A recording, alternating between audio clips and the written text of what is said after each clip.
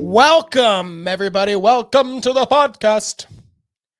They're making the quality of these things better and better. Like, they're not that bad. Like, what's up, dude? You are in disguise because Billy murdered 12 women last night. Who's Billy? What would your name be? I don't know. I gotta look at that. The disguise glasses kind of got a Hitler mustache on it. This looks like I don't know.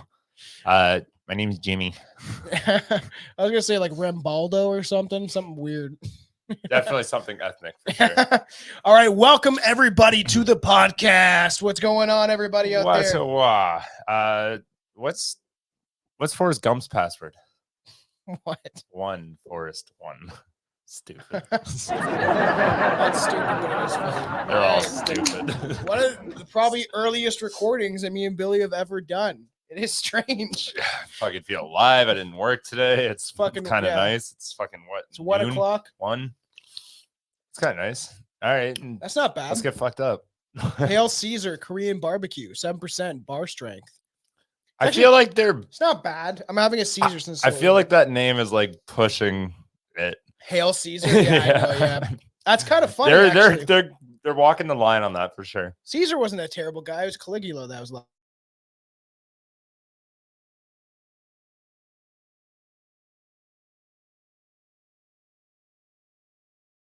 I'm just joking. Stupid internet. No, whatever. Fucking is what it is. So we are talking about Peter Woodcock. As I said, I want to try to dive into some more Canadian things. I've had a couple of fans say, like, "Can you guys like kind of like talk about some Canadian things there?" And I was like, "Yeah, we can do that." So.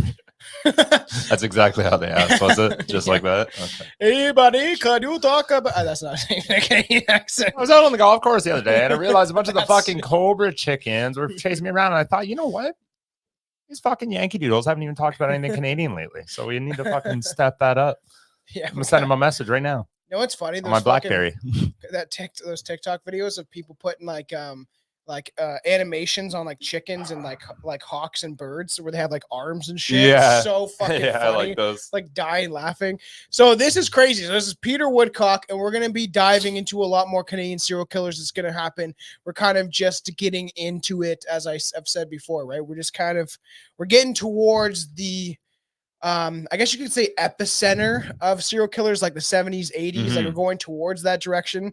And this guy is known as the killer that could not be cured. I wonder if he just kept like using dildos and people. What do you mean? Like wood dildos. What? Take his name literally.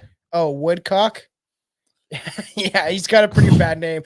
That's a terrible name to have, like growing up in elementary Woodcock? school. I feel fuck bad. Yeah. But the thing is, too, we had that teacher in fucking we had a teacher named Mr. Wood.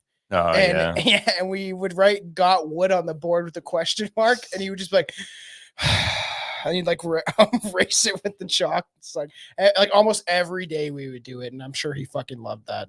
It's like I'm gonna kill these kids. So David Michael Krueger, and it's spelt the same way as Freddy Krueger, hence why I'm wearing the Nightmare on Elm Street shirt, best known by his birth name, Peter Woodcock, was a Canadian serial killer.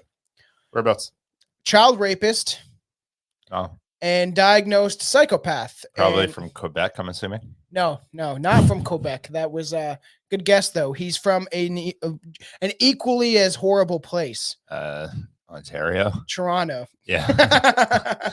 These are by far the two worst provinces. Yeah, Quebec and fucking Ontario.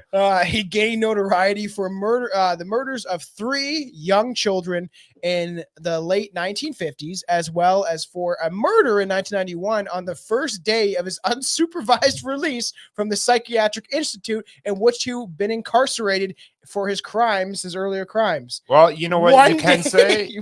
Just because of that, you can say that at least it wasn't premeditated. It's one day, he's just like, fuck it. Here's my opportunity. Like when people go on furlough and shit like that, and they like do all these crimes and murder people. And Billy is dressed like the whitest white guy. He looks like he's ready to tee off. I just have a golf hat. That's all you don't like. I wear the same thing I always say. It's just the golf hat that makes you look like you're on the green, ready to whack a ball into a fucking pond. But it is, like other than Tiger Woods and a couple of golf players, most of them are white. You don't see a whole lot of black guys going out being like, I want to play, let's play golf today, Jerome. And it's just like, that never fucking happens. Yeah, white's primary, but you can say that about all sports except for football and basketball. Yeah, Jesus, Dutch and Trennan are fucking. Oh, what the fuck's happening? Golf canceled Billy.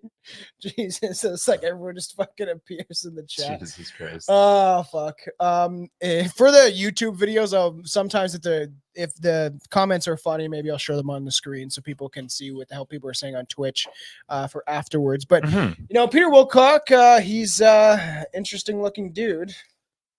He looks like a Nathan. He looks like a Nathan. He does kind of look like a Nathan, but his name's we'll get into it. His name's Nathan now. Just call him he Nathan. Does look like Peter Woodcock. Kind of look his image up, everybody. He kind of looks like he's most likely a child rapist. But he kind of looks like I actually know people that look like that. So doesn't he look like he's ready to bomb like a building or something like that? Like just. Oh, he looks like he got bullied. Yes, for sure. And then if you didn't tell me that he was killing people, like I'd assume he couldn't handle killing people. Wow. He looks like Billy. Fuck you. Judge is like, they acknowledged us. Peter Woodcock was born in Peterborough, actually, which is pretty crazy, Ontario, to a 17-year-old factory worker. That sounds like that's a good role model dad right there. His mom was named Woodock. What the fuck is that shit? Woodock?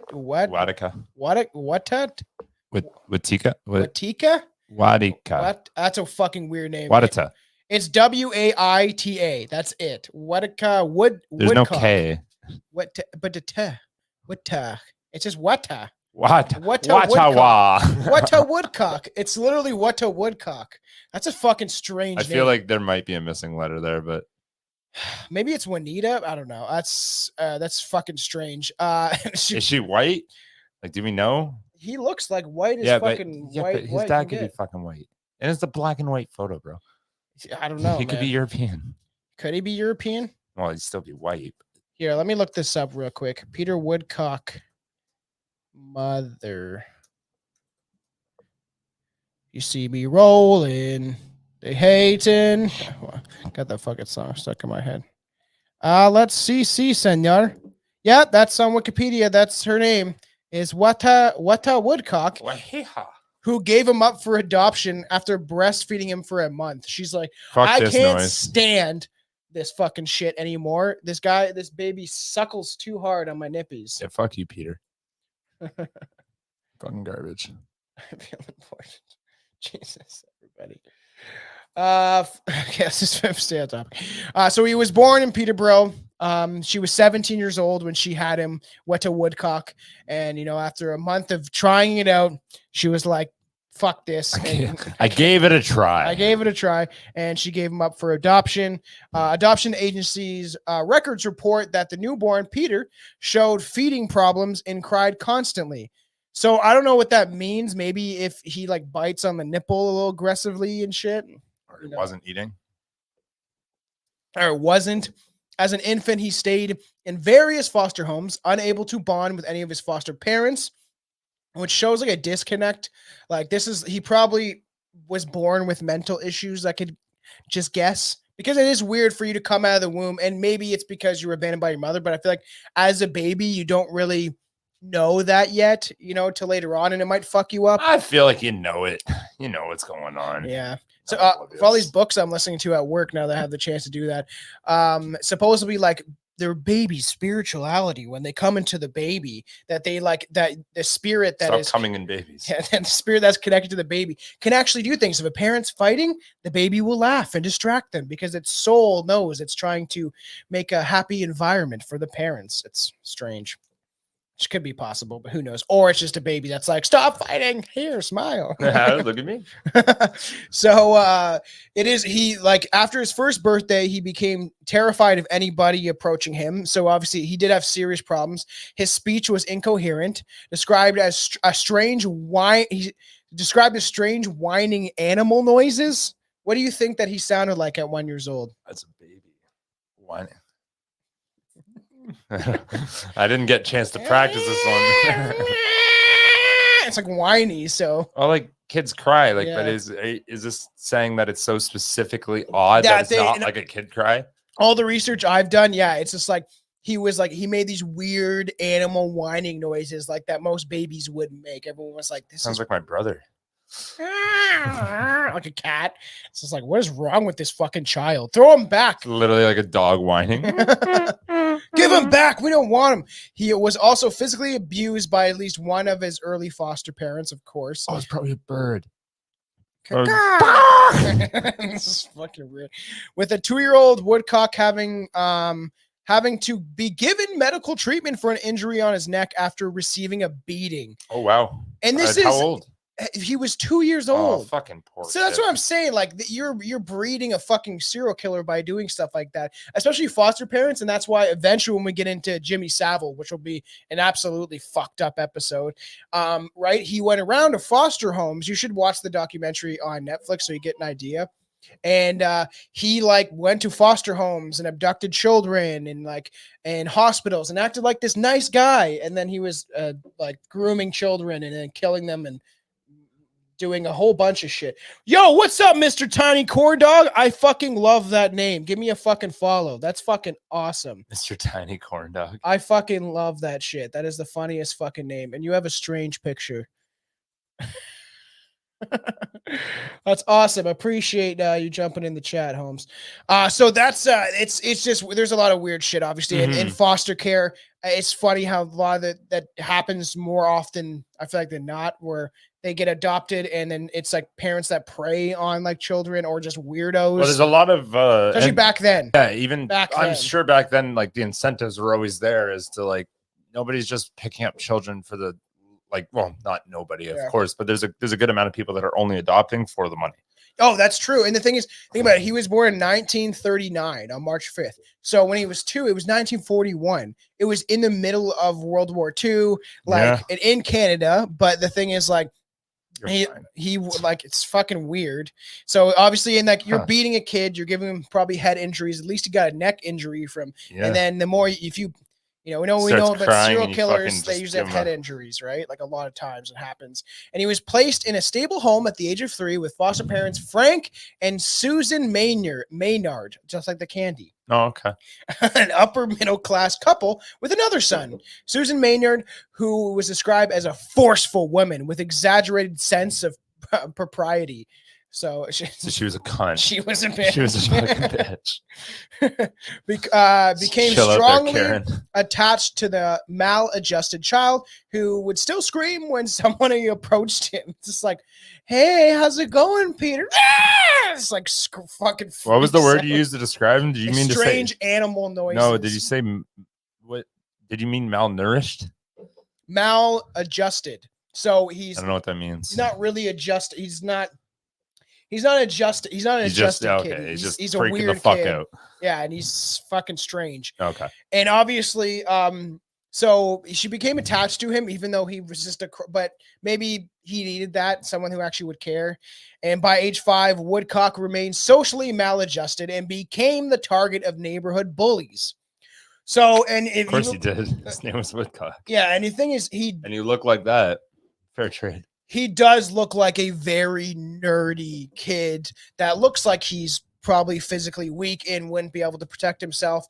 And then it's literally like the 40s. Yeah, he didn't drink his milk. Yeah, milk is not good. Yeah, he need the mom's titty milk because that has all the good things. You need your antibodies, but then after that, stop drinking milk or you'll look like me. But I drink beer instead. But same thing. But like, and it's the 1940s. Kids are fucking walking around with their that circle thing and they make it run with a stick. Yeah. Everyone's a dick to each other. It's just like kids are probably brutal back then because there wasn't this social norm of like bullying is bad. It's just like you get your lickings, you know what I mean? You get beat up, shit happens. I want to see. I wish there was like just more documentaries for like people actually in that day, not just stories. Well, I know, and like footage is mostly from the war because they're all distracted, right? Yeah. But it would be cool if, like, we had some sort of technology we could just step in like a booth and experience like a VR reality of that time era. It would be fucking crazy, and maybe we will get there eventually. They want us to be like Ready Player One, living in the metaverse. Everything that would be on there would be nothing more than hearsay. Yeah. Well, yeah, it would just be taking documented facts, I guess, and trying to replicate it as best you can. And all the people are starting to die out, right? That are from that time era. They're getting there. It's like even better than that. I love when everybody starts to film, especially you get like those old Roman Empire times, and they're like, "This is what they did," and it's like are you sure? How do you know? Did you just read that once and you just went off? Like, the story's intriguing. Kudos for coming up with all of it, but like, yeah.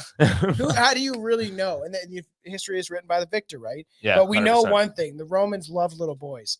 It's fair. Worried about the child's fragile emotional state, Frank and Susan would regularly bring him to the hospital for sick kids. Toronto, I'm assuming in Toronto, the Sick Kids Hospital, where Woodcock received extensive treatment. Woodcock was sent to a private school, but again failed to make friends or interact successfully with his peers and remained isolated. He didn't even try, man. He was probably just an awkward, weird kid, and everyone's like, man, this kid's like one of those psycho kids in the classroom. He's like, it's like, what are you doing there, Peter? Making a shiv. Yeah, he's just making a shiv. I was like, he's like drawing like fucking just women bloody and cut up, or like his bullies, you know what I mean? Drawing a dick. Yeah, he's like fucking Jonah Hill. It's like I was dicks obsessed everywhere. with dicks, but veinier, the juicier. All of them are cut up, like cut off dicks. Replaced with wood replacements. And then when he grew up, he cut off his own dick, and now he's part of the community. Now he's literally pegging people. Yeah. So strange. Stupid. By the age 11, he was described as an angry little boy, and a Children's Aid Society report on him. And this is what it read. Oh, it's a Children's AIDS. No. This is what it said about him. Slight in build, neat in appearance, eyes bright and wide, worried facial expression, sometimes screwing up of eyes, walks briskly and erect. Nice. Moves rapidly, darts ahead, interesting and questioningly consistently in conversation. He attributes his wandering to the feeling of He's wandering to the feeling of so nervous. This guy wrote this Children's Aid guy is fucking retarded. He just gets away sometimes. In some ways, Peter was a little capacitated for self-control. He appears to act out almost as everything he thinks and demonstrates excessive affection for his foster mother. So he's like a crazy mother's boy, but doesn't a mommy's boy. He's a mommy's boy, which also would get you beat up most likely. He appears to act out. And so he acts out a lot. Although he verbalizes his resentment for other children, he's never been known to physically attack another child. Peter apparently has no friends. He plays occasionally with younger children, managing the play. This is written very strangely. It's fucking 1940s. Yeah, when with this child his own age, he he's boastful and expresses determinedly ideas which are unacceptable and misunderstood. So he's saying some crazy shit and being weird, a little fucking ridiculous. Where the fact that he's they say that like he does verbalize how much he fucking despises other children, but has never known to attack them. So like, I fucking hate everybody. It's like, it's fucking an angry little kid. And probably because he's not physically able to do anything about it. He just kind of takes it. And that develops nowhere to vent either. And especially back then, it's like nobody gave a shit about you. Oh, they're breaking 2-year-olds' necks and just being like, bring it to the hospital. Be like, this fucking idiot. We'll bring it back to he beats the kid. The dad brings it back. Like the foster parent brings it back to the. What's the return policy? This one's broken. This kid's broken. He keeps making strange animal sounds. So I fucking. You sold me a lemon. Yeah, I kicked him in the fucking neck. No, I should not. The signs of Woodcock violent fantasies were present at this time. Seen when a social worker was walking him at the Canadian National Exhibit, and Woodcock muttered, "I wish I had a bomb." would fall on all the exhibition and kill all the children. I thought you said, I wish I had a bum. No, he's like, I wish I had. I know what you meant now. I wish I had a bomb. He said, I wish a bomb would fall on the exhibition and all the children and kill all the children. It's like he's muttering this, and you're like walking beside him, like, I don't know, like they're taking him out for a day, and you're like looking down. This I'm gonna kid, fucking like, hit you. Jesus Christ, I'm gonna break your other side of your neck. Shut your fucking mouth. Shut up. Shut your mouth. Woodcock was sent to a school for emotionally disturbed children in Kingston, Ontario. What do you think that school was like in the 40s? It's like we send all the emotional kids or people that mentally handicapped, especially back then, to this fucking school. You're emotionally. That's kind of what we still do. Mm-hmm. Like, put them in a room. Yeah. Lock You guys are separated now because you're diminishing everybody else's quality of life. And he began acting on his strong sexual urges with other children. Oh shit! Is he humping them or? I don't know, man. At 11? Yeah. With really? Woodstock, well, with Woodcock stating that he had consensual intercourse with a 12-year-old girl when he was 13. Oh, fuck me. I did that thing too. It's okay. When he was so fucked up. And when he was Pokemon still? Yeah, just playing Pokemon. When he turned 15, he was discharged from the school and returned to live with his foster parents. He was soon enrolled at I don't know what an original private school is. It's like we did it first, everybody. Okay. Well, I mean, like it was probably before it was about the money and things, and it was like, look, like you can't be around a lot of other people, so you're gonna go to a private high school. Can you guess where he failed at again? Connecting with his peers. I thought you were honestly going to say a subject. And I was like, I don't fucking know. Math. He failed connecting with his peers once again. He's not connecting well. He's not making friends, honestly. Mm-hmm.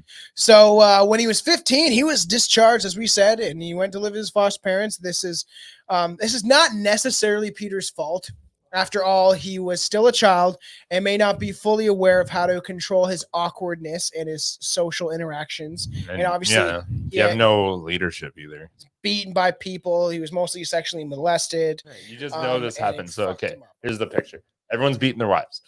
It's that era where it's like, and then two men go out and they got their wives with them and they're just walking, their kids to the park or something. One wife's just like, got a broken nose and the other one's got a black eye. And the two men just like look at each other and be like, they don't learn, do they? Nope. See you later, Jim. It's like a super neighborly situation. Yes, we are a dark humor podcast, but I'm sure that happened. That's gotta happen. Though we're just like depressed and crying. It's like, I fucking this bitch missed the spot vacuuming. It's like, buddy. She didn't even finish the dishes. What Nazi shit was that? That was from the last episode, Dutch, that will be coming out in a couple weeks on YouTube and all the audio. Evil Nazis. There you go. That won't be the last. It's not the first. It won't be the last time we talk about Nazis. There's a lot of things to go. And it, like, you're right, because then you would have like the women like looking at each other and like you can't say shit. Bench. No, and they're like, "What'd you do? Didn't fold the towels right. What'd you do?" I tried, and then like I spilled his beer. The one bitch. I was just gonna say that. I was like, the one bitch comes in a full body cast. It's like, I forgot about dinner. That's so bad to laugh at, but it's fucking funny. So that'd be a good Family Guy skit. I always laugh at that one where it's like, this dishwasher's broken. It's his wife. Eventually, police acknowledged that there was a serial predator in Toronto, but fucking Moffat, Wayne Moffat was not released. Fuck's sakes! So how you just had like, did he stay in jail, like permanently? I don't actually know, and fucking weird though, because it says he was not released. I'm assuming once they caught Peter, he would have been. You'd hope so, but a lot of times people also don't want to admit mistakes. Yeah. So they're like, no, he also did that first one. However, when notes were shared between forces, because as Anton was like, we've talked about before, it's like, was Canadian cops as bad as American cops about like not talking to each other and stuff like that? It's not as bad as States, but we still did it. And go back to our Paul Bernardo Kalamoka case, which we slightly mentioned, but the fact that like the cops weren't doing as much as they could have. They like all these times that they could have caught Paul Bernardo, like this picture looks just like him, but that guy's nice, man. He's an outstanding citizen. Yeah. He's a good looking boy. Like it's just like, so the cops were just as bad. So, yeah, right? He just probably looks like Canadian cops fucking suck when it comes to a lot of stuff. So Woodcock was, he was arrested because they're starting to be like this weird kid, obviously been in and out of fucking he wasn't in mental hospitals yet, but he was in foster care. And I'm sure there's boys like, there's a kid riding around his bike and he's talking to a lot of people that are not there. And after his conviction, Woodcock was called as a defense witness for Wayne. So I was like, what? So the wrongful murder charge was stayed until 1957, and Moffat was released from custody. So he's there for 3 years? 2 years, I think, a year or two. That's shitty. I know. Nate Henley published it in 2018 an account of Moffat's experience. The Boy on the Bicycle. So I guess they actually wrote a book about this kid being convicted, which I would have liked to read before this. Oh, shit. Do you know this boy? And it looks just like him. So it looks just like Peter. So they definitely found him. And the thing is, this picture I would assume is probably when he's in his early 20s, maybe even 18. That's late teens. Yeah. So like the murder of Gary Morris on October 6, 1956, Woodcock was riding his bike. Peter was riding around Cabbagetown. Shout out to the Patreon, everybody. Go fucking pay for the Patreon. Remember the Cabbagetown Tunnel? Yeah. A fucking strange just like creature. The tomato town. The Cabbage. We made fun of the Irish pretty hard for that one. Fucking. So the Patreon for everybody, $3 a month. Woodcock was riding his bike around Cabbagetown when he picked up 9-year-old Gary Morris. It's like he's like pulling up like he's in a car. Like, get in. We're going for a fun ride. You want some candy? Come here. It's like, get on the back of my bike. And I'm not panned. I got pegs. It's before did pegs exist back then? Probably not. It's just like, just get on the Figure back. Figure it out. There's a frame stand on it. Or he's riding around his bike with this boy like Kim Kardashian and Kanye West in that music video where he's on the motorcycle and he's just wrapping his arms around the boy and like, we're going for a good time. I'm gonna murder you. So the kid's like, what? Never mind. He drove the boy to Cherry Beach on his bike. So he picked the kid up on his bike. He's like, come on, we're going to have a fun time. He sat on the handlebars. Yeah, that's probably what happened. When he strangled and beat him to death, with the coroner later determining that Morris had died from an erupted liver, which is fucking crazy. How the fuck, dude? He must have punched him so hard in the liver. Or done.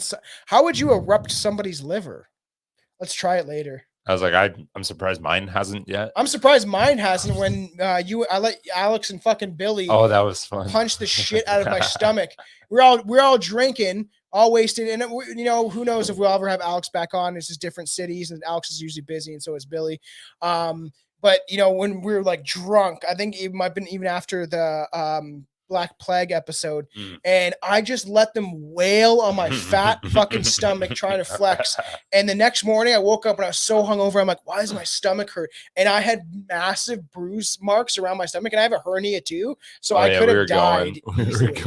I could have easily fucking died that night. Yeah, I would have felt bad. Erupted my fucking like hernia and then just died on the fucking floor. I would have got over it. Fuck you. Morris's body was found with a bite mark in his throat. This time paper clips seem to have been ritually sprinkled around the corpse. Peter Woodcock is fucking weird. Okay, he threw pennies on the kid like it was a prostitute, as you said, and now this time he sprinkled fucking paper clips around this kid. He's like, it's what I kill you for. The first kid died because of money, so he sprayed some money. The second kid stole his homework. So I fucked him up.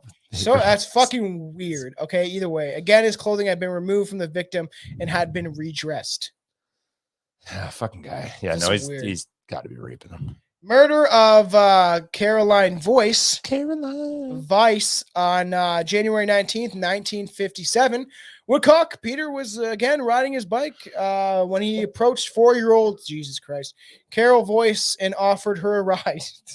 Hey, this is like, it is like he's trying to. It's like, fucking hot in here, man. I know it is hot in here. It's a hot day. It's very humid today. He's trying to wheel these kids with his bike. Come with me and you can live. Not really, but it's like pulling up in the Lambo today and pulls up in his whatever that brand was called again. I forget. Schwinn bike. Schwinn. Yeah, he pulled up in his Schwinn bike, and so it's this. He drove her under the Bloor viaduct and murdered her. That's fucked. That's in Toronto. Okay. So fucking nuts, man. Where she was found, her clothes had been pulled off, and it appeared she had been choked into an unconsciousness and sexually molested.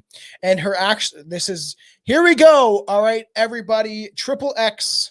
Here we go. Beware. And that her death was caused. So he choked her out till she was unconscious. Okay. Sexually molested her. Okay. But it seems like he wanted to play with the little boys' bits and pieces, but not actually sexually molested them. You just want to see. Well, I guess he did molest them. He just didn't fuck them. You just want to see what they're packing. He didn't penetrate them. That's all it is. It's just curiosity. Sodomy, maybe. Or maybe he sucked them off.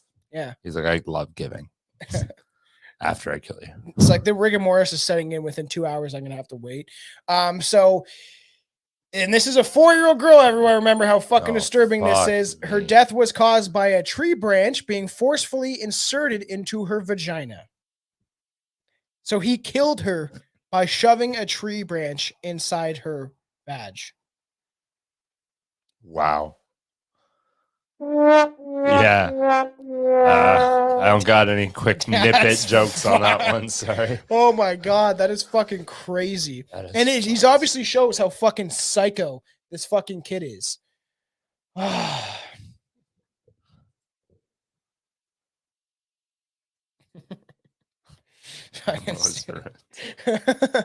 So that's so fucked up. So witnesses saw a teenager cycling away from the crime scene of Caroline.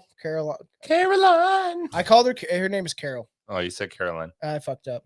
Carol Voice. So witnesses, Carol don't got a voice no more. I know. It is Voyce. Voice. Voice. Witnesses saw a teenager cycling away from Caroline Voice's crime scene, and an accurate composite sketch was created based on the witnesses' descriptions. And you can go look this up on YouTube. Do you know this boy? And it they did for children or whoever saw him, or at least the witnesses, because it probably was the teenager. They supposedly people saw a teenager. And they did a pretty good job. It does look well, like you know Peter. what? You know what the biggest thing is too? It's so much easier descriptive when you put glasses. That is so bad. Okay. Oh. Someone I'll leave this in the audio, but someone because we go to Twitch a little earlier for most episodes. Someone said she got wood from Woodcock, and that is fucking horrible. But slightly funny. It is pretty funny. Jesus. Okay, dark humor, everybody. It's just a fucking joke. So they made a composite sketch. The sketch ran on a front page of the Toronto Star, which led to the arrest of Peter Woodcock on January 21st, 1957, and his subsequent confession to all. He subsequently confessed to all three of the murders. Oh, okay. And it is very hot today. It's deathly hot today. I'm starting to fucking another Strange Brew redo that I want to do. I want to redo spontaneous human combustion, where people just blow up because it's so hot. I always want to do that episode for a summer episode. We talked about that once, didn't we? Me and Justin did, but me and you mentioned it. Because I remember I told the story. I was like, I didn't really know. I was being an idiot. I was in 6th grade and I was writing a story for school, and my story read, and all of a sudden it looked like he was about to spontaneously combust. It's like, who and like, knows? my buddy looked at it. He's like, that makes no fucking sense there, bud. He's like, it looked like he was about to blow up with no signs of anything. Yeah, it is. It's a fucking hot day. So they saw the teenager. They got the fucking composite sketch. Peter was arrested, and he was arrested on January 21st, 1957. He confessed all 3 murders. He was like, "Yeah, fuck, I did it." He recalled upon his arrest, "My fear was that my mother would find out. My mother's mother was my biggest fear. I didn't know if the police would let me near her, or let me." He said, "Let her at me." I don't know if the police would let her at me.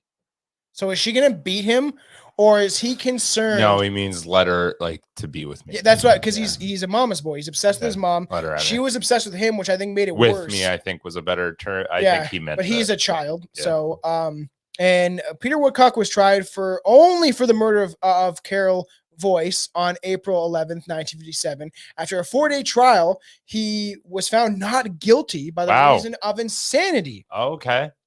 He was sent to Oak Ridge Division of maximum security prison in. But found not guilty, but sent to Oak Ridge. I've never heard of this place, and it's obviously an indigenous name. Pentagation. The mental health center in Pentagonician, Ontario. No, Pentagonician, Ontario. Pentagonician, Ontario. That's a fucking. It's like a 12, 13 letter fucking word. That's Pentagonician. Mental health. Yeah. So he was sent to Oak Ridge Division. It was a maximum security in Pentagonician, Ontario. It's a mental health. You're still saying it wrong. I'm repeating it to you. Pentagonician. It's an N at the end, motherfucker. I thought the N was before the E. Pentagonician, Ontario. It's fucking weird. It's like, and even Anton, we've done episodes. He's like, I'm surprised because you live in fucking Canada, you can't pronounce more indigenous names. I'm like, I can sometimes. I was like, but some words are fucking where you have to like you have to like pronounce it all out because it's so long. This is like a 17-letter fucking 4 word. syllables. Yeah. 1, 2. While imprisoned, Peter Woodcock was diagnosed as a psychopath. They literally diagnosed him as a fucking maniac. So fucking crazy. All right, then you say it. Yeah, bitch. You say it. You guys are both saying it wrong. How do you say it then? Pentagonician? Do you know where this is at, bro? What the fuck? I'm gonna Google this. Give me your Google speech. Fuck this guy. Let's see. I'm 99% sure I'm right. But now that I say that, I'm probably not right if somebody went out of their way to fucking say I'm not spelling right. Google speech. Pentagonician. Google speech. Can you see it? Speech to text. Oh, wait, no. You do Google Translate. That's what it is. And then translates. Right. Spell it for me. It's right here. PenTanguishene.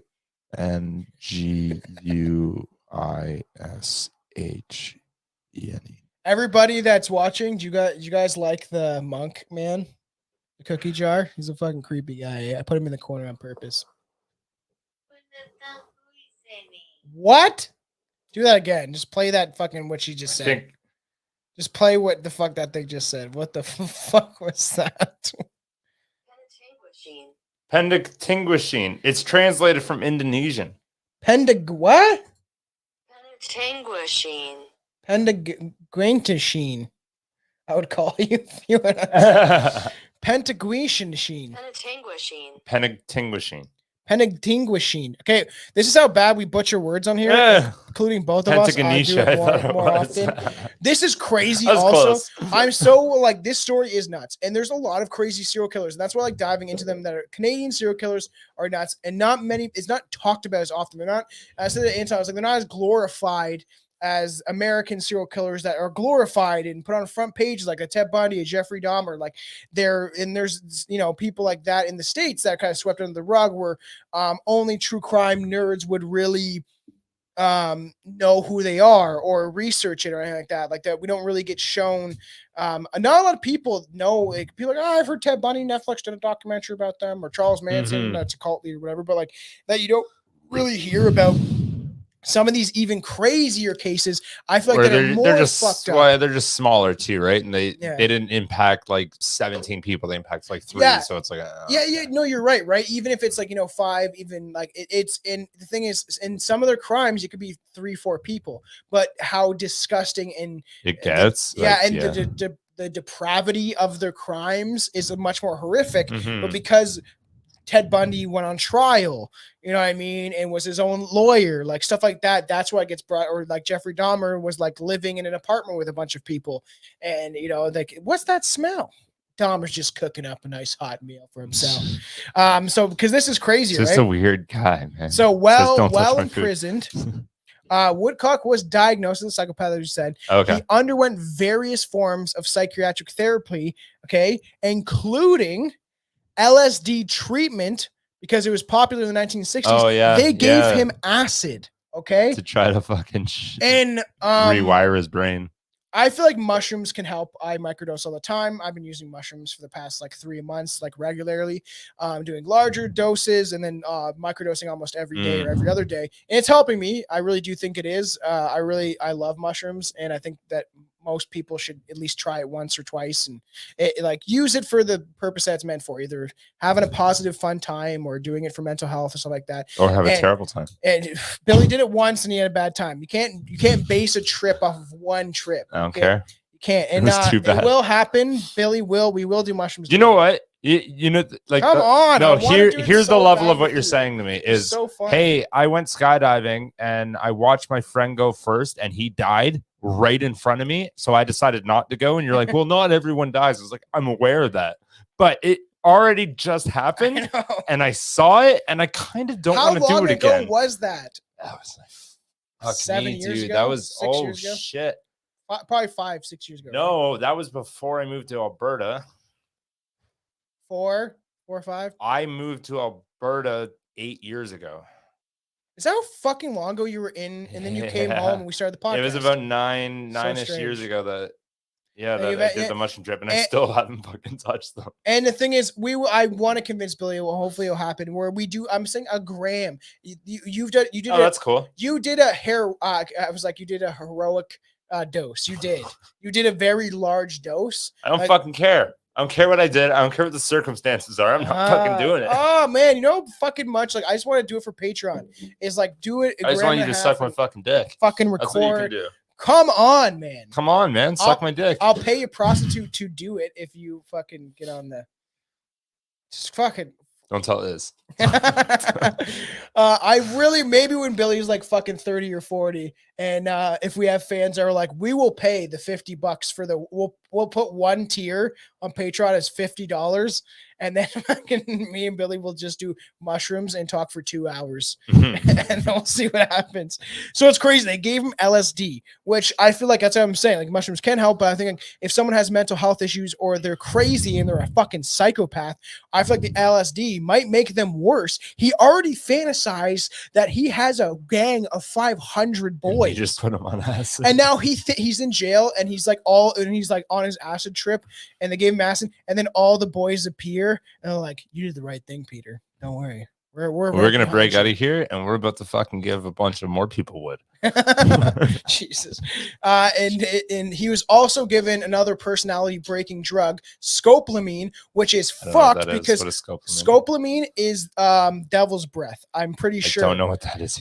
It's one of the most dangerous drugs in the world. What is it? Here, is it like chemical? Is it? It's I'm pretty sure, if I'm thinking right, it's. Let me look this up fairly quickly, because I fucking have a feeling.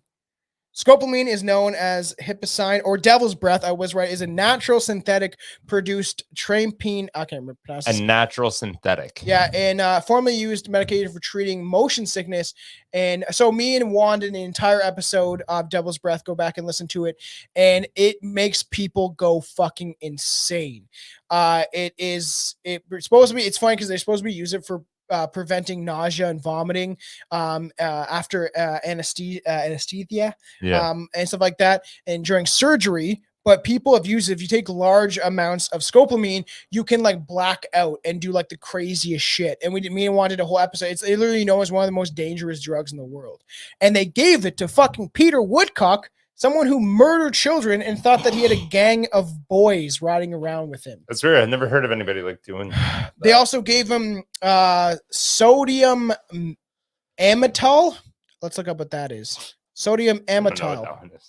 Me neither. I know what scopolamine is because I remember, because it's called devil's breath. And it's like, yeah, and it's just funny, like back in the day, it's like, we're just going to give people the most dangerous drugs in the fucking world. It's a drug, it's a barbiturate, weird, and it's crystalline, no odor. What does it do? What is it used for? It's short-term treatment of insomnia. They're literally just giving him sleeping like pills.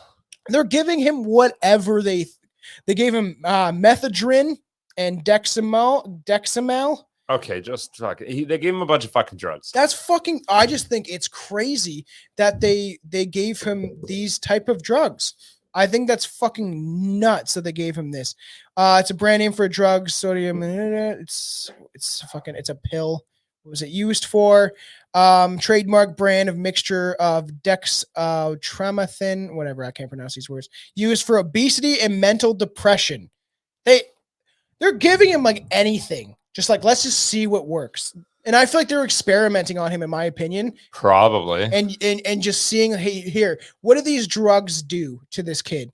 He was subjected to dyads, a personality breaking therapy in which inmates challenged each other on each other's belief systems. So it would be, okay, they're putting prisoners in a room, and they're being like, what do you think about politics, Peter? And then they say, what about you, fucking Jeremy? And they just fucking... You guys got opposing views? Fight it out. Yeah. Okay. See what happens. 1960s was a weird fucking time, honestly. And it was referred to as the 100-day hate in. Okay. So they all hated each other for fucking 100 days. They put him in a room, all these other fucking psychopaths, and made them battle it out in conversations. Were they at least in straitjackets so they couldn't do anything? Yeah, I know. It's like, fuck you, man. I fucking hate politics. Like, I think this governor fuck that governor. It's like, and dyads was developed in the 1950s to the early 1960s by a Harvard psychologist and former CIA interrogation and psychological warfare expert Henry A. Murray. So they used a former fucking CIA agent and a psychologist to develop this fucking therapy of having inmates battle it out in about social problems and belief systems. What a fucking strange time to be in a fucking mental ward where it's just like, we're gonna throw shit at a wall and see if it sticks, see if anything makes these people any better. Well, oh my you God. didn't know much, right? It's like you're not normal in our sense of normal. So like we gotta see norms, what the fuck happens. That's so crazy. You gotta start somewhere.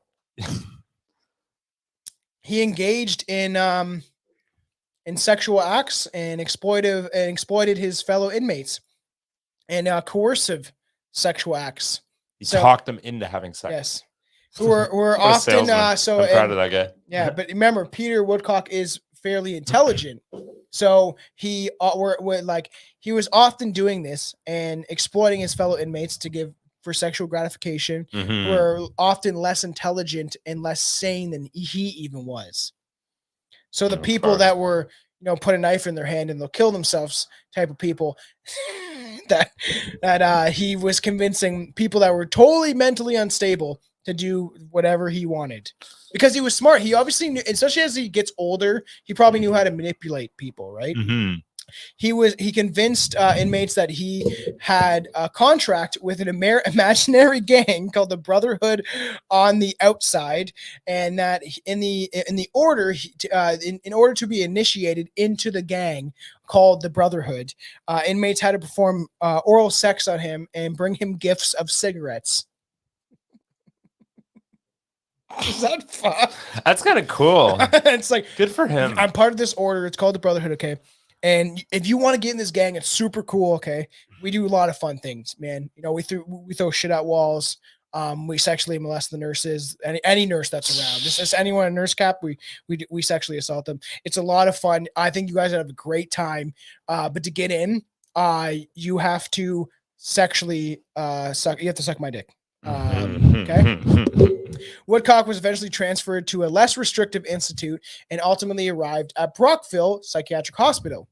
Here, staff indulged his passions for trains by taking him to the Smiths Fall Railway Museum and even took him to see Silence of the Lambs. Fuck's sakes. They took him to see a psycho kid that believes he sees imaginary people. And you like horror, right? You like trains? We like trains. Everyone likes trains, right? Wow, choo-choo. You want to go see Silence of the Lambs? You bet your sweet ass I do. Yes, I do. I would and he's like, instead of like obviously just like seeing what's her name as like the victim, he's like, you know what, like Hannibal Lecter. I understand. I understand them. And the thing, they take him to a movie of someone who is in a psychiatric facility, a prison, for eating people and being a psychopath, and then he's probably loving this the entire time. Yeah, it's fucking weird. I can't believe Canada has a weird justice system. It's like we talked about talking about Clifford Olson. And Clifford Olson was paid $10,000 for the cops to find the bodies that he disposed of. They paid him money. I think it was either $10,000 or $100,000, and he gave it to his family, and they paid him to find the bodies. The only time this has ever been done in history. It's like Canadians do not know how to deal with fucking crazy people. So we're all a little crazy. Right, give him some money, and there you go. You got more evidence now. You got all the proof. During his time, suck away. So during his time, this is when he allegedly changed his name to David Michael Krueger, rekindling a relationship with Bruce Hamill, an Ottawa killer who had been released from Oak Ridge and was working as a security guard at the Ottawa courthouse. An Ottawa killer, someone who's a psychopath that was able to work as a security guard at a courthouse in Ottawa.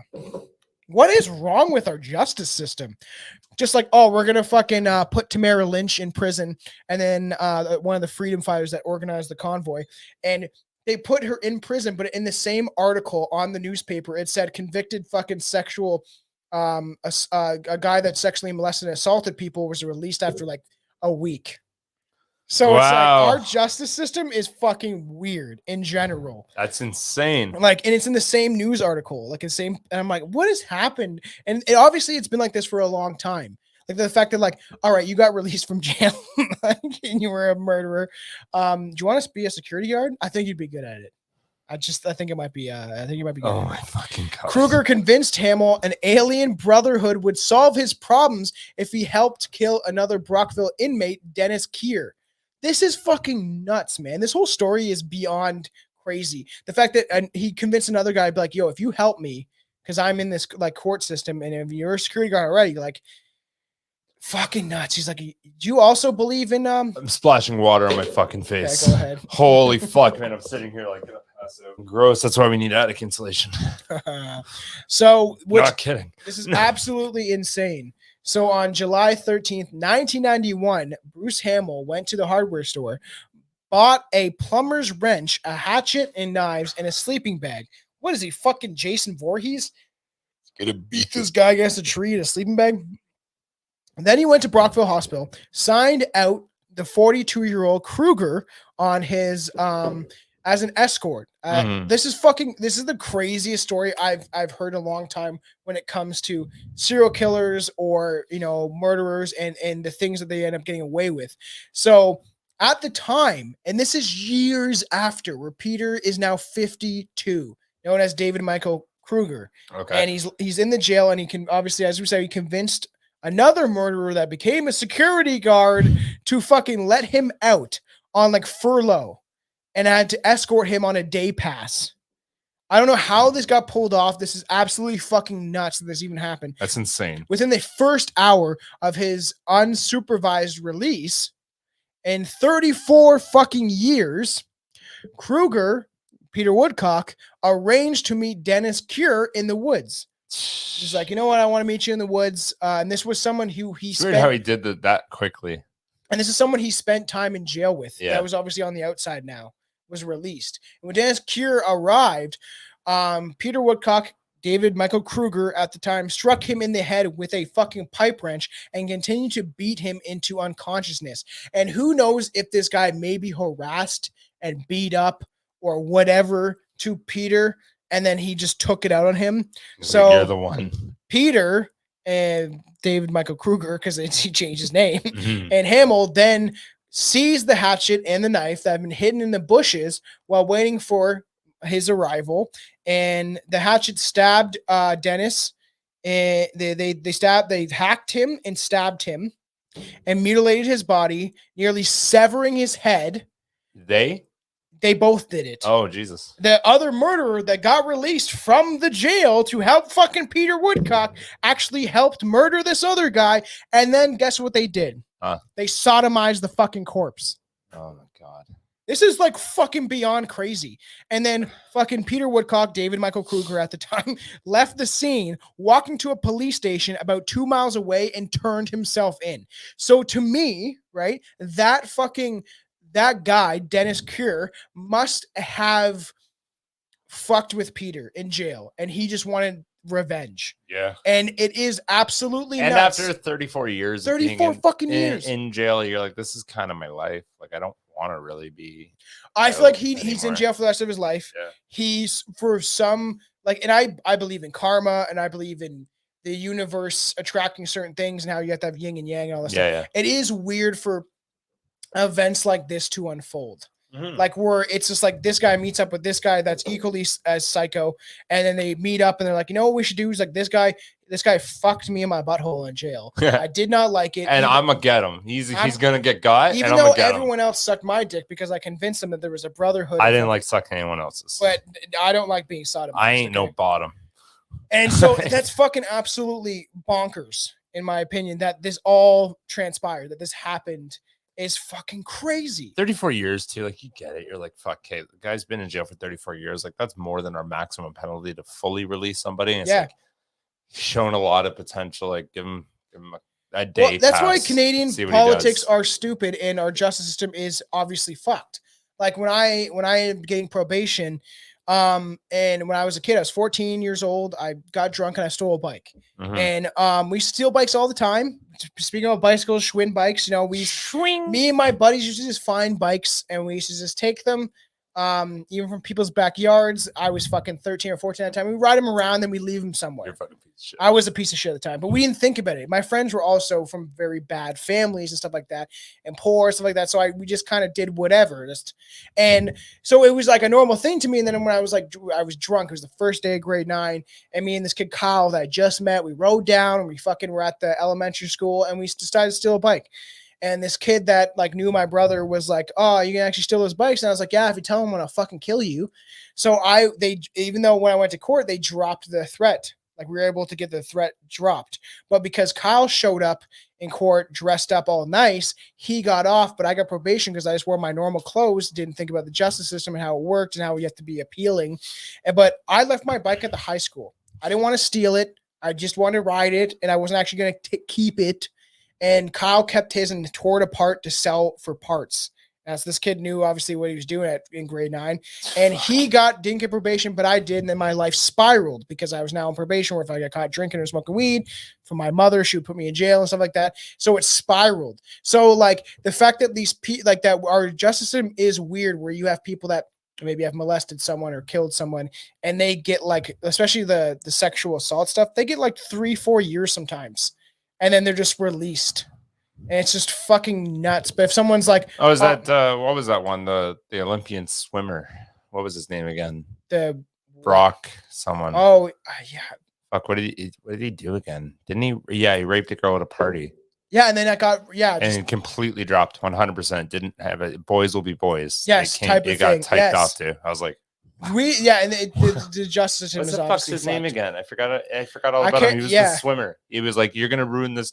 brilliant, talented man's kid's life future. because of one mistake. And it's like, yeah, that's what happens when you make that kind of mistake. That type of mistake. Well, they do. If you you know, obviously with Anton being the States stuff, that happens with football games. Like kids in high school football, like where it's like the whole town comes to watch this guy, fucking Bryce, and Bryce is the golden star. Bryce boy. raped, and you know, the whole football team rapes a fucking girl.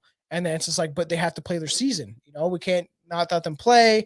You know, the whole town comes out for this. It is fucked. And that's the truth of the matter that this happens. People get off.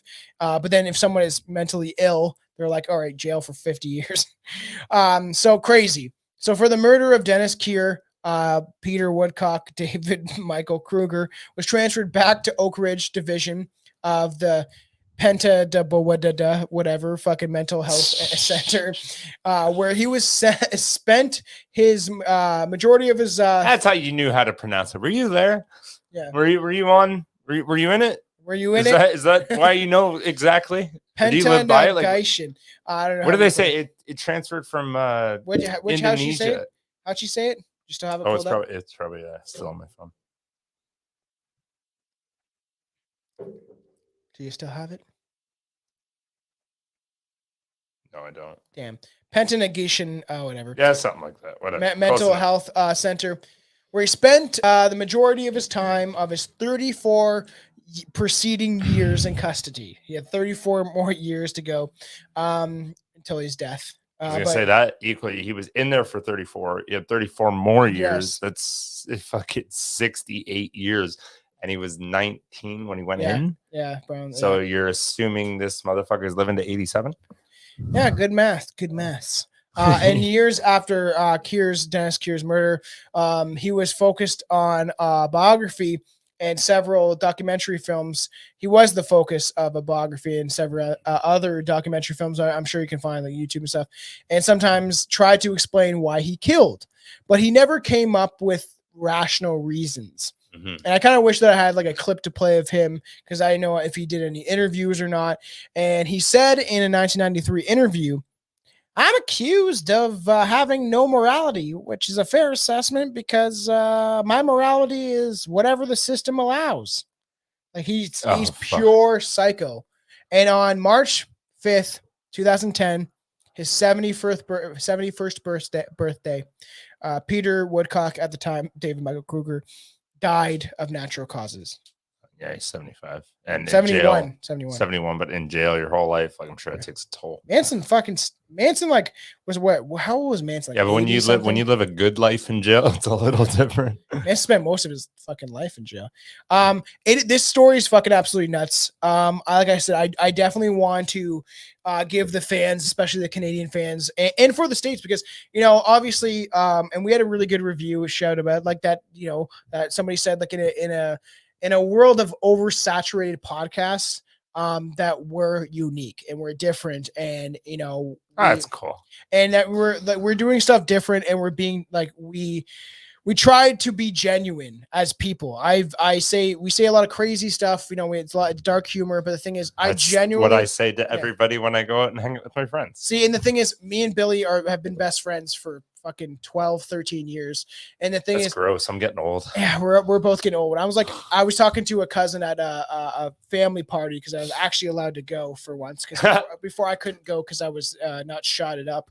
And now they're like, it's okay now. And I was talking to one of my cousins. He's like, I still have like some of our like older family being like, I remember you were a little boy. And he's like, I'm fucking 43 and have like 3 kids. It's just like, he's like, I still feel kind of like I'm 30. And I was like, I'm 30 and I feel like I'm still like 25. Like it doesn't like, it's weird as we get never older, goes away. And you're like, oh, weird. This is so weird how older we're getting. But like that, that I try to literally be as genuine as I am in real life on this podcast. Obviously we over exaggerate stuff and have a little fun, but I think we're killing the game. And I'm excited to dive into more. Like I love when me and Billy do serial killers. True crime is always fucking so fun. And it is a fun one. And it's not fun in the fact that it's like this is more, it's morbid and crazy that these things happen. The fact that I'm having fun because it's fun. Yeah, it's fucking crazy. No. Again, you misunderstood me. I enjoy people dying. It is crazy for half of this stuff to have even accumulated. For how this story unfolded, so fucking nuts. Yeah, more serial killers are coming, more crazy content's coming. People are fucked. Yeah, we're not done. And that's an end fucking sentence right there. People are fucked. And I think it's time for Oh, you actually have one? Oh, damn right, dude. I got a good one too. Shit. Are you retarded? It's time. We usually blank that out.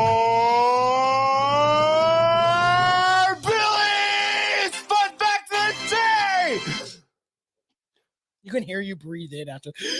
Because that almost made me cough. Anyways, did you know McDonald's once invented bubblegum flavored broccoli? Actually, for shizzy, they did. Why? They were trying to appeal to children eating their vegetables. That's disgusting. I don't think it was ever really released, but yeah, they said on a conference, they're like, look, we've been playing with this, and it's pink broccoli, and it tastes like bubblegum, apparently. But like, even their salads, if you look at like salads from McDonald's or Wendy's is more of a Canadian thing, but it's like the amount of calories you get in a salad is the same as like a Big Mac. Yeah, it's kind of gross. And it's fucking weird for something you're trying to sell health. You're like, it's healthy. But they're just trying to get kids to eat their broccoli. So like whatever genuinely manufactured thing that was, obviously it probably wasn't good for them. But if you translate like this is broccoli, eat it up, and then And the thing is too, I just want to say this at the end of this. It's like imagine being that dude that has that job, where you get to try out you'd be fat as fuck, I feel like, or you just take a nibble, I guess. But those people that they actually get paid, legitimately get paid a decent amount of money to just try the products that they're trying to sell to the public. You know, when you get like, they got a barbecue bacon onion burger from fucking Burger King. It's just like there was 2 or 3 people that try that and then tell you if it's good or not, and you should put it on market. Like I've seen those docs where they show them like the people that actually do it. And it's like, this could go, this not so much. And I saw a thing on McDonald's how there's a dude trying all the different dipping sauces for the nuggets. And it's just like, that's so fucking crazy for a fucking plum job. is just the way to go. Sweet and sour. That's what Chelsea likes. So we appreciate everybody. Guys. We love everybody. It's not always night when people are listening to this. It's during the day. I tell people have a good night when I meet them at 10 a.m. That's nice. Because I don't care what happens in your day. I just hope you have a good night tonight. So we love everybody. We love you guys. And you know what? You know where to find us. Stranger Podcast on Instagram. I'm banned from Facebook all the time, but we do have a thing on there. Stranger Podcast. You can find us on Facebook, and obviously subscribe to the YouTube YouTube too, but subscribe to the Patreon. We got a lot of fun content coming. There's episodes coming out 2 to 3 times a month. We have a lot of content that you'll never get or never hear on the main show. So make sure to check that out. That's how you can support us, is buy merch and the Patreon. So we love you guys.